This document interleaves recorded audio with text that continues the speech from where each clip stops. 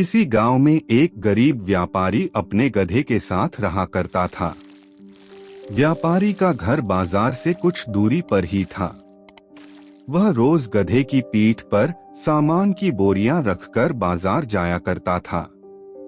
व्यापारी बहुत अच्छा और दयालु इंसान था और अपने गधे का अच्छी तरह ध्यान रखता था।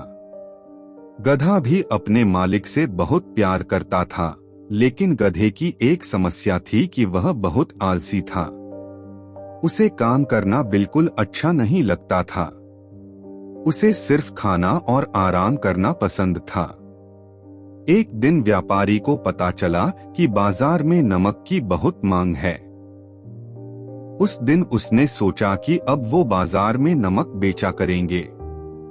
जैसे ही हाट लगने का दिन आया, व्यापारी ने नमक की 4 बोरियां गधे की पीठ पर लादी और उसे बाजार चलने के लिए तैयार किया। व्यापारी गधे के आलसीपन के बारे में जानता था, इसलिए गधे के न चलने पर उसने गधे को 1-2 बार धक्का दिया और गधा चल पड़ा। नमक की बोरियां थोड़ी भारी थीं, जिस वजह से गधे के पैर कांप रहे थे और उसे चलने में मुश्किल हो रही थी। किसी तरह गधे को धक्का देते हुए व्यापारी उसे आधे रास्ते तक ले आया। व्यापारी के घर और बाजार के बीच एक नदी पड़ती थी, जिसे पुल की मदद से पार करना पड़ता था। गधा जैसे ही नदी पार करने के लिए पुल पर चढ़ा और कुछ दूर चला, उसका पैर फिसल गया और वह नदी में गिर गया। गधे को नदी में गिरा देख व्यापारी घबरा गया और हड़बड़ाते हुए तैरकर उसे नदी से निकालने जा पहुंचा। व्यापारी ने किसी तरह अपने गधे को नदी से बाहर निकाल लिया। जब गधा नदी से बाहर आया तो उसने देखा कि उसकी पीठ पर लदी बोरियां हल्की हो गई हैं। सारा नमक पानी में घुल गया था और व्यापारी को आधे रास्ते से ही वापस घर लौटना पड़ा। इस वजह से व्यापारी का बहुत नुकसान हो गया, लेकिन इस घटना से आलसी गधे को बाजार तक न जाने की एक तरकीब सूझ गई थी। अगले दिन बाजार जाते समय जब पुल आया तो गधा जानबूझकर नदी में गिर गया और उसकी पीठ पर टंगी बोरियों में रखा सारा नमक पानी में घुल गया।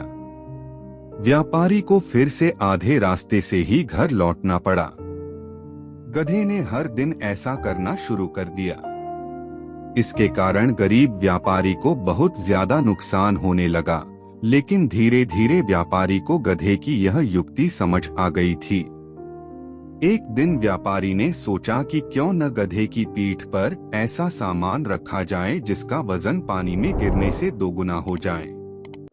यह सोचकर व्यापारी ने गधे की पीठ पर रुई से भरी बोरियां बांध दी और उसे लेकर बाजार की ओर चल पड़ा। जैसे ही पुल आया, गधा रोज की तरह नदी में गिर गया, लेकिन आज उसकी पीठ पर लदा वजन कम नहीं हुआ, बल्कि और बढ़ गया। गधा इस बात को समझ नहीं पाया। ऐसा अगले 2 से 3 तक होता रहा।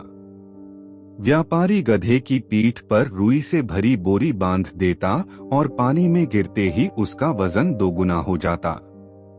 आखिरकार गधे ने हार मान ली। गधे को अब सबक मिल चुका था। चौथे दिन जब व्यापारी और गधा बाजार के लिए निकले तो गधे ने चुपचाप पुल पार कर लिया। उस दिन के बाद से गधे ने कभी भी काम करने में आलस नहीं दिखाया और व्यापारी के सारे नुकसान की धीरे धीरे भरपाई हो गई। कहानी से सीख। बच्चों, आलसी गधे की कहानी से हमें यह सीख मिलती है कि अपने कर्तव्य का पालन करने में कभी भी आलस नहीं दिखाना चाहिए। साथ ही व्यापारी की तरह सही समझ और सूझबूझ से किसी भी काम को आसानी से किया जा सकता है।